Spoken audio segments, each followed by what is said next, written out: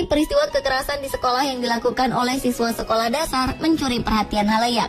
Sekolah dan guru pun terkena imbas negatif dari peristiwa ini. Padahal, kisah ini adalah sebagian kecil dari kisah kehidupan sekolah. Tak melulu soal hal negatif, di sekolah kita juga kerap menemukan peristiwa mengharukan yang mungkin bisa kita teladani. Malam ini, On The Spot telah menyiapkan 7 peristiwa mengharukan di sekolah.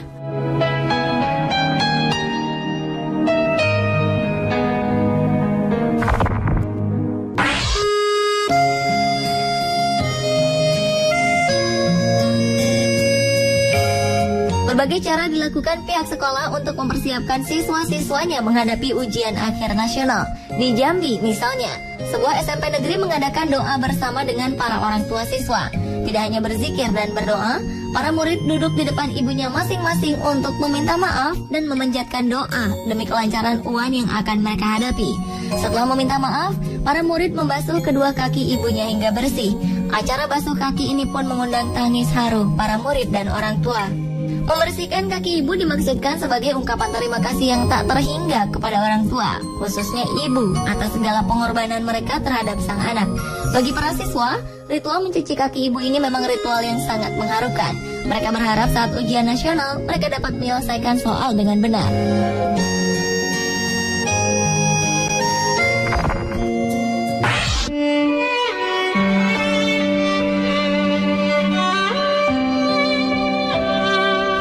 Ilmu setinggi mungkin, inilah mimpi yang ingin dikejar kedua anak ini.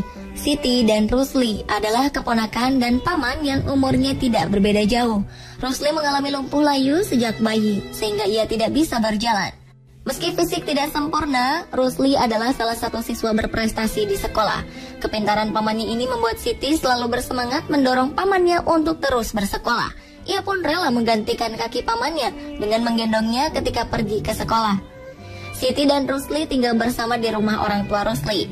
Siti memang dititipkan orang tuanya di rumah kakek dan neneknya karena letak rumah yang dekat dengan sekolahnya. Tak hanya menggendong Rusli ke sekolah, Siti juga membantu kakek dan neneknya untuk memenuhi biaya sekolah mereka berdua. Sekolah sederhana ini adalah tempat belajar Rusli. Siswa kelas 2 ini sangat menikmati waktu-waktunya saat duduk menuntut ilmu. Tidak hanya mengantar Rusli ke sekolah, Siti juga meluangkan waktunya dengan mengumpulkan buah menteng untuk dijual. Uang hasil penjualan buah ini ditabung untuk kebutuhan sekolah mereka berdua. Bagi Siti, Rusli bukan hanya paman, tapi teman setianya berbagi waktu bersama.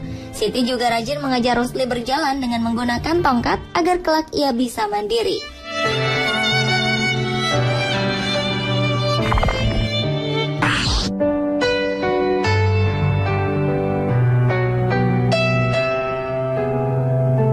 Peristiwa yang satu ini terjadi di negeri Cina. Qin Zhao tidak rela jika sahabatnya putus sekolah hanya karena tidak bisa berjalan. Dia merasa kehadiran sahabatnya adalah semangat buatnya untuk belajar. Ying Hui tidak bisa berangkat ke sekolah karena terserang polio, sehingga tidak bisa berjalan lagi. Karena keluarga Ying tidak mampu membopongnya, Qin memutuskan untuk menolong sahabatnya. Bocah 13 tahun ini pun rela berangkat lebih pagi untuk menjemput Ying. Dan siangnya dia kembali menggendong Ying hingga tiba di rumah.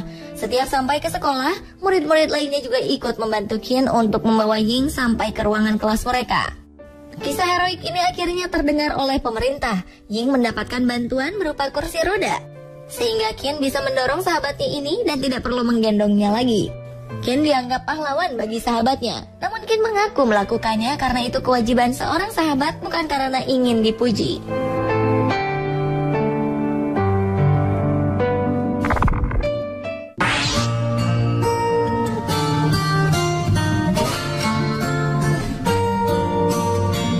Patah tulang kaki akibat kecelakaan tidak membuat salah satu siswi SMP ini patah semangat dalam mengikuti ujian nasional. Ia sampai membawa kasur ke sekolah agar bisa mengerjakan soal UN tepat waktu. Yuni Setiawati, siswi SMP Negeri 23 Kota Tangerang, Banten, harus rela mengikuti ujian nasional dari atas tempat tidurnya akibat kecelakaan yang menimpanya mengakibatkan patah tulang di bagian kaki. Panitia penyelenggara ujian nasional pun akhirnya menyediakan ruangan khusus untuk Yuni agar dapat mengerjakan soal ujian nasionalnya. Keinginan dan motivasi Yuni ingin mengikuti ujian nasional sepertinya mengalahkan kondisi Yuni yang masih tergolek di atas tempat tidur. Sang ibu, Masyito, memberikan motivasi kepada Yuni dengan mengantar dan menungguinya selama ujian berlangsung.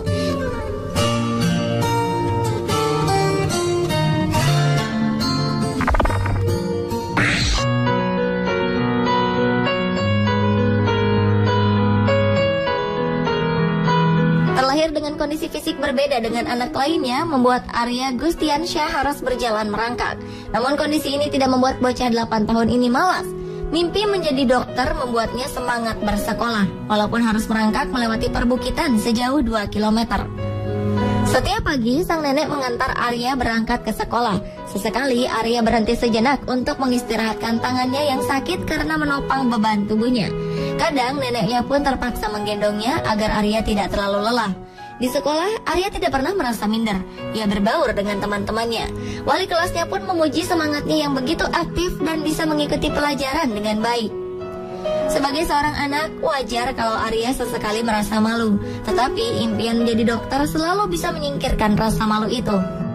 Teman-teman Arya pun tidak pernah merespon negatif kondisi yang dialami Arya. Saat ini, Arya sangat menginginkan sebuah kaki palsu agar ia bisa berdiri. Arya menjadi inspirasi bagi siapapun agar tidak patah semangat menggapai cita-cita.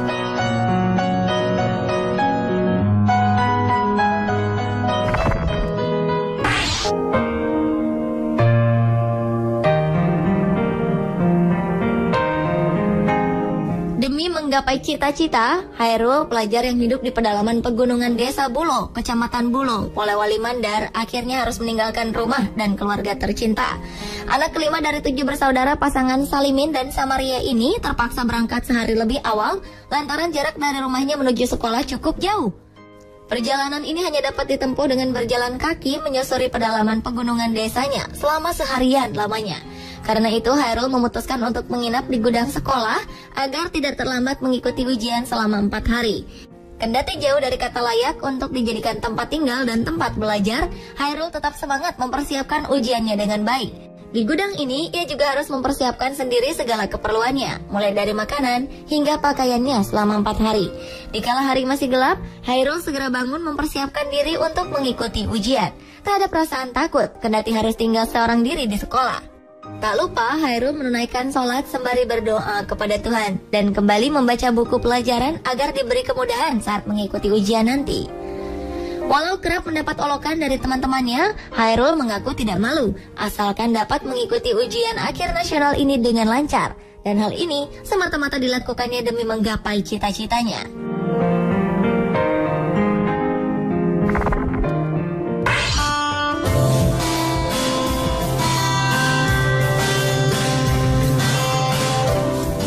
Perjuangan keras ditunjukkan puluhan siswa sekolah dasar di Garut, Jawa Barat untuk bisa sekolah. Siswa SD Negeri Sagara 2 Cibalong, Garut, Jawa Barat ini harus rela menantang maut agar bisa sampai di sekolah yang jaraknya cukup jauh dari pemukiman warga. Ketiadaan jembatan memaksa 40-an siswa menyeberangi lebar Sungai Cibaluk dengan berjalan kaki. Hampir bisa dipastikan seragam sekolah mereka turut basah kuyup jika debit air sungai tinggi. Kerap kali mereka harus duduk di ruang kelas untuk mendengar penjelasan guru dengan menggunakan celana basah. Namun semua rintangan tersebut tidak menyurutkan semangat mereka untuk bersekolah demi meraih cita-cita.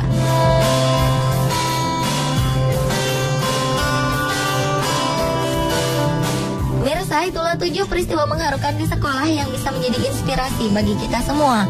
Sekolah bisa menjadi lembaga pendidikan yang berkualitas jika semua elemen seperti pemerintah, guru, orang tua, dan siswa sendiri mau saling mendukung.